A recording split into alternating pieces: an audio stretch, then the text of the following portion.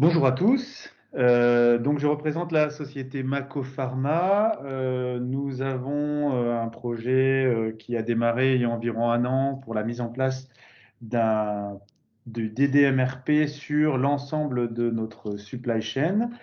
Et nous avons intitulé notre présentation du jour sur quand la continuité d'approvisionnement est une question vitale, Demand Driven s'impose. Et donc, Alice Mériot, qui est la responsable planning pour Mako Pharma, et Fetirella, qui s'occupe du planning des semi-finis pour Mako Pharma, vont m'aider à vous présenter donc cette transformation Demand Driven end-to-end. Nous aborderons tout d'abord les challenges de la supply chain Mako. Pourquoi avons-nous choisi de mettre en place Demand Driven? La transformation importante sur un laps de temps court. Comment nous avons construit l'agilité avec Air+, et notre projet de Demand Driven avec notre SNOP. Les challenges de la supply chain Mako. Donc, Mako est une entreprise qui fabrique des kits de transfusion sanguine et nous avons 3 usines de fabrication, une en France, une en Pologne et une en Tunisie. Et la principale particularité, c'est que chaque usine va être client-fournisseur les unes des autres. Et du coup, notre logistique est aussi très complexe dans le sens où chaque usine est donc fournisseur client l'une de l'autre, mais aussi nous avons le besoin de déployer nos stocks dans une vingtaine d'entrepôts de distribution dans le monde. Et nous devons nous assurer d'un point de vue business continuity d'avoir des stocks de sécurité un petit peu partout dans le monde. Mako Pharma, qu'est-ce que c'est? Donc, Mako Pharma, c'est une entreprise qui fabrique des kits de transfusion sanguine, des produits de biothérapie et qui a redémarré en mars 2020 la production de masques. Donc, on est présent dans 80 pays, on existe depuis 41 ans, on a la division transfusion et la division biothérapie. Nous faisions en 2018 149 millions d'euros de chiffre d'affaires et nous dédions 4% de notre chiffre d'affaires à R&D et on a 2260 employés dans le monde. Donc, Mako Pharma, qu'est-ce que c'est? C'est donc un ensemble de 18 filiales, un réseau de distribution de 50 distributeurs présents à peu près partout dans le monde. Nous avons 4 sites de production, 3 pour la transfusion et un pour la division hôpital qui est devenue dernièrement la division donc biothérapie et masques. Donc on a un site en France, un site en Pologne, un site en Tunisie et un deuxième site en France. Nous avons donc 18 filiales, les sites de production qui vont approvisionner les entrepôts et donc comme je vous l'ai dit, on a environ 24 entrepôts dans le monde. Donc, Mako Pharma, qu'est-ce que c'est? Lorsque nous avons décidé de démarrer le projet fin 2019, début 2020, nous avions un budget de production de 21,5 millions de kits de produits finis, répartis de façon plutôt inégale suivant les pays, en France, en Pologne et en Tunisie. Nous avions prévu de produire 90 millions de poches, 17 millions de filtres, 18 millions d'aiguilles et 5 millions de montages. 5 millions d'opérations de montage par semaine. Donc on n'est pas une entreprise avec beaucoup de références de SKU, donc on n'a que 380 SKU de produits finis, 1500 de produits semi-finis et 510 de matières premières, mais nous avons un petit nombre de références. Par contre, la complexité est très importante, on va vous le montrer dans les slides suivants. Pourquoi nous avons voulu démarrer le projet des DMRP? C'était qu'il fallait améliorer notre stock et notamment notre DOH, car nous avions plus de 200 jours de DOH fin 2019. On avait un stock global group supérieur à 45 millions d'euros de chiffre d'affaires, de 45 millions d'euros de stock pour un chiffre d'affaires de 145 millions. Et nous avions, comme beaucoup d'entreprises qui ont beaucoup de stocks, on avait un faible OTD parce que nous étions en dessous des 90% à fin 2019, ce qui n'est pas forcément un très très bon résultat.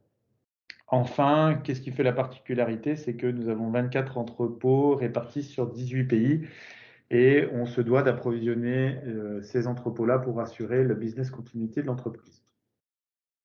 Donc, c'est une supply chain globale, comme je l'ai expliqué, avec 3 sites de fabrication, des exigences de continuité. Du coup, le business continuité, le fait que, que nos clients nous imposent d'avoir un business continuity, ça nous a imposé de dupliquer les processus sur plusieurs usines et notamment aussi de dupliquer la même référence fabriquée en interne et aussi fabriquée en externe. Ce qui est important à noter dans le secteur pharmaceutique, c'est qu'on a de fortes contraintes réglementaires, les GDP, GMP, les certifications ISO, etc., nous imposent de fortes contraintes et donc nous imposent d'avoir des suivis de stock, des suivis de flux et de la traçabilité de plus en plus importante. Enfin, dans le plan de continuité, on nous a donc imposé de pouvoir être capable de fabriquer le même produit dans plusieurs sites, dans 1, 2, voire 3 sites de fabrication.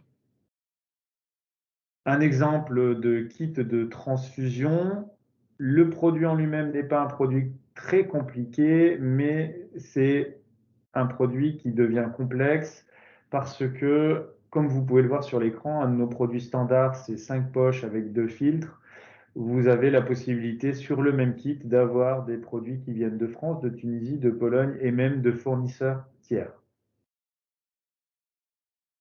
Pourquoi aussi on a décidé d'améliorer nos flux et d'aller plus vite dans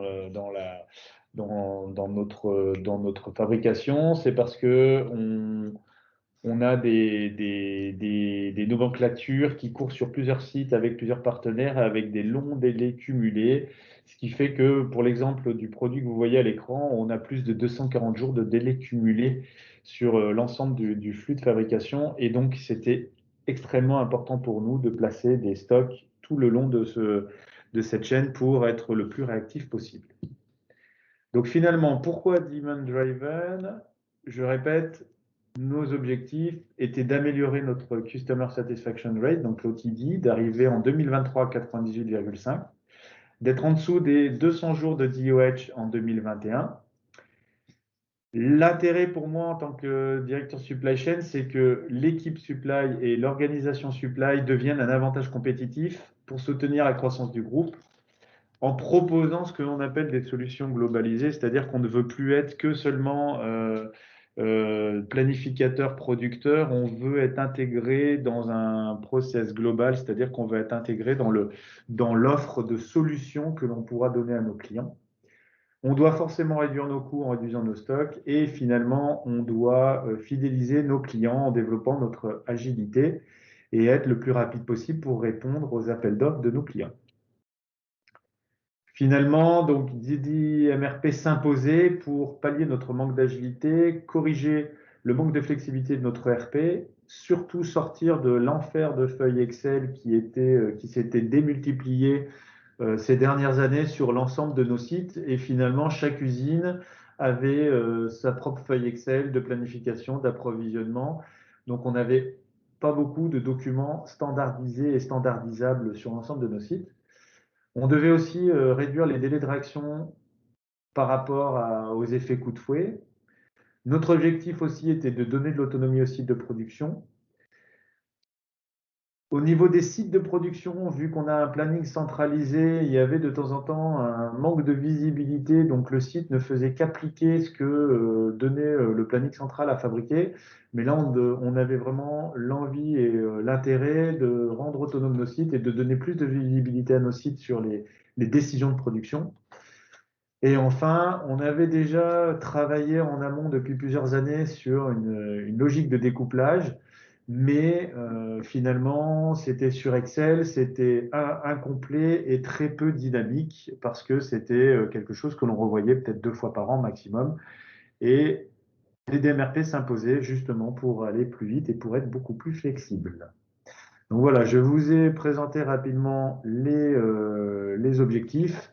Et Féti va nous parler de la transformation de l'équipe Mako. Bonjour, c'est Fiti Rila, responsable planning semi-fini à Mako Transfusion, division Transfusion.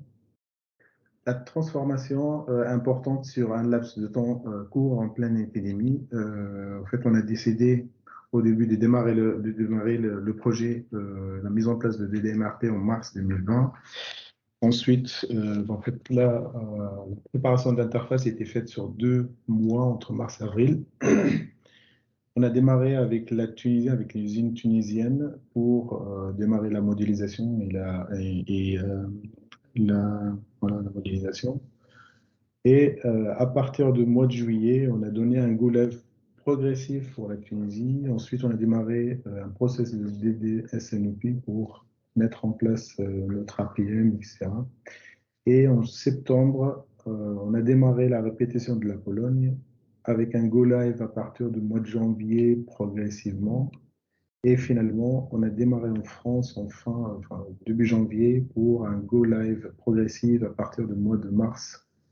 Et finalement, voilà, enfin, à partir du mois de juin, normalement, on a donné un deadline, un objectif pour go live final à partir du mois de juin, enfin mi-juin. Les caractéristiques de projet, en fait, l'ensemble des 2 projets dû être menés à distance. Une partie de formation et de jeux de simulation, elles étaient faites en ligne. Et la nature digitale, en fait, enfin, sur Mako, enfin, avec des solutions cloud mises en œuvre, ils ont facilité le projet et l'implication des équipes de la Tunisie et la France. La mise en place de R+, enfin, comme vous connaissez normalement, enfin, c'est les 5 étapes sur 5 étapes, ça se fait sur 5 étapes. La modélisation de l'environnement, plus la planification, ensuite on passe à l'exécution, à l'aide, bien sûr, d'utilisation de choisir un pilotage. On a utilisé la Tunisie. La Tunisie, c'est une usine plus simple, moins de complexité sur le flux. Ensuite, définir les tailles de tampons, les 3 zones de buffer, et finalement rendre les buffers dynamiques pour revoir régulièrement les tailles, etc. Passer à la planification en utilisant les recommandations d'IR+, avec continuité de notre ancien MRP sur l'ensemble de la chaîne. Et finalement, on passe à la collaboration pour transférer. On a transféré quelques tâches de planning central au planning local, notamment la gestion des priorités et la planification et la création des ordres. Et la routine plus amélioration du contenu, finalement, le but, c'est d'arrêter d'utiliser les résultats MRP pour faire vivre les challenger et de faire. Donc, la dernière phase de mise en place de projet, c'est de mise en place de modules APM et de RCCP pour piloter nos équilibres charge-capacité et nos stocks sur le moyen et long terme, notamment les DDSNP. Donc, personnalisé, en fait, pour l'organisation était un peu différente. L'organisation initiale, tous les plannings, tous les plans de production et de transfert sont élaborés par le planning central. Et le planning local s'occupe de l'ordonnancement et du suivi de production générale. Avec R+, on compte avoir une nouvelle organisation. C'est l'équipe centrale orchestre bien les SNOP. Mise à jour des paramètres clés de modèle, amélioration continue, se challenger les buffers et les faire suivre, et centraliser les communications avec les ADV, avec les commerciaux. Sur les équipes de planification locale, ils sont plus autonomes dans la prise de décision en fonction des priorités de modèles, jaune, rouge, vert, bleu, etc. Et ils ont plus de responsabilités orientées à l'optimisation du flux. Construire l'agilité avec R+, en positionnement de stock au-delà de l'optimum local. De fait de la nature de multisites de flux, la décision de découpler ou non un composant ou un semi-fini a des impacts sur tous les points de stock en aval, sur le délai et le service. Et ça oblige les équipes de ne plus raisonner en silo et adopter une vue ensemble du système. Donc en fait, quand on a une nomenclature avec des multiniveaux, avec multi-sites. Donc, on est obligé de raisonner sur un article global pour pour découpler pour bien gérer les découplages des articles. Tirer parti des communalités. En fait, sur un délai de 10 semaines sur un article bufferisé sur 2 dépôts de distribution. Vous voyez bien, en fait, ici. Donc, avant, on était sur des stocks découplés sur 2 centres de distribution, Italie et la Pologne, en France, avec un MTO qui fait un appel directement, créer des ordres de fabrication de production qui ont fait des livraisons directes vers le client. Et pareil, les dépôts sont alimentés directement par la production. Aujourd'hui, on a créé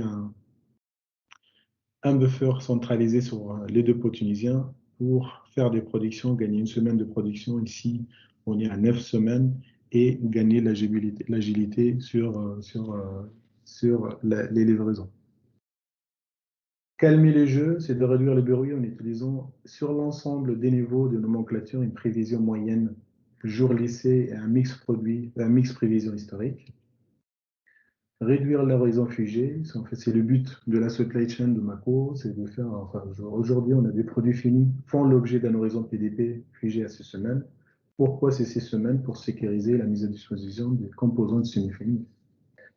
En assurant la disponibilité permanente des semi-finis et composants récurrents, on peut réduire l'horizon figé et lancer chaque semaine la fabrication de la S+2. Décider le plus tard possible sur priorité relative, au jour le jour ou à la semaine, le besoin du JN+1 sont déclenchés en fonction des priorités relatives du buffer en respectant les contraintes. Nombre d'heures, nombre de semaines, nombre de palettes, camions, etc. Et là, je passe la parole à Alice sur les demandes driven SNOP. Bonjour à tous. Donc après cette partie sur Airplus, donc nous avons dû mettre en place, améliorer surtout le SNOP que nous avions. Donc en effet, ce que nous souhaitons, c'est avoir un SNOP qui est plus tiré sur la demande réelle, qui est plus rapide, qui est sur un horizon long terme, représentatif de notre stratégie et de nos innovations. Ensuite, ce que nous souhaitions, c'est un outil qui nous permet d'analyser nos écarts, pour réajuster donc les différents paramètres et surtout améliorer nos futurs SNOP en proposant donc différents scénarios. Alors en effet, on a mis en place un SNOP à l'été 2019 sur Excel, qui était un petit peu long puisque pour faire la partie produit fini et semi-fini, nous mettons 15 jours. Et donc le SNOP matière première n'est pas mensuel, il est trimestriel. Donc, notre objectif, c'est donc de mettre en place cet APM pour fin Q3 2021. Alors en fait, les points forts qu'on trouve là au cours de notre projet, puisque donc on est encore en plein projet, c'est surtout la rapidité de notre cycle SNOP grâce à l'APM, qu'on a une cohérence entre notre planification court terme et le pilotage moyen terme grâce au facteur de zone. Nous avons donc une belle cohérence dans toute la chaîne supply chain sur le moyen terme, de la matière première au produit fini. Et surtout, aujourd'hui, on voit une meilleure visibilité de nos besoins futurs sur nos matières premières. Ensuite, on voulait améliorer donc l'anticipation sur les fermetures de nos fournisseurs, mais aussi de nos ateliers internes. Alors ça, nous sommes en train de travailler grâce au facteur d'ajustement de zone. Et donc, notre premier test, c'est pour cet été, pour les arrêts de cet été. L'outil APM est très visuel. Il permet de travailler par exception. En effet, on regarde les criticités noires et rouges avant de regarder les autres couleurs. Et puis, on peut en même temps avoir un raisonnement global qu'un raisonnement détaillé. Et donc, ça nous permet donc justement de travailler avec des unités de mesure qui sont différentes, la palette, le kit, et puis la valeur de nos stocks. Et puis, bien sûr, aujourd'hui, c'est quelque chose qu'on ne faisait pas, c'était mieux travailler les besoins sur nos surfaces de stockage. Et donc, grâce à l'APM, on a donc des projections de stock par entrepôt, ce qui nous permettra donc d'anticiper un petit peu mieux nos goulots d'étranglement. Alors, aujourd'hui, donc l'APM est un outil qui est qui est visuel avec des rapports. Et ces rapports de l'APM nous permettent d'identifier des opportunités d'amélioration sur nos paramètres R+. Donc, on y voit aussi cet intérêt-là. Grâce aux différents rapports que nous pouvons utiliser, nous pouvons donc simuler des comportements de buffer en fonction donc des scénarios de demande. Comme je l'ai déjà dit tout à l'heure, donc on a une cohérence entre le court terme et le moyen terme, ce qui est important chez Mako Pharma. Et puis, nous identifions donc nos risques de rupture ou de surstock. Alors, la prochaine étape, sur la partie moyen terme, c'est le lancement fin Q2 de l'équilibre charge-capacité, qui est donc RCCP. Et puis ensuite, nous avons déjà identifié le projet suivant, qui est lié, c'est sur Q4 2021, de mettre en place un processus collaboratif sur la prévision de vente. Voilà, alors pour conclure, vous voyez qu'on est content de notre projet, même si on n'a pas encore démarré, mais on y est pour bientôt. En tout cas, donc avec nos feuilles Excel d'aujourd'hui sur le SNOP et puis l'APM qu'on utilise, on a réussi donc à bien travailler et à bien manager nos stocks et à prendre les bonnes décisions en ce temps en fait, de très fortes variations de la demande. Voilà, donc merci pour votre attention et nous sommes disponibles si vous avez des questions.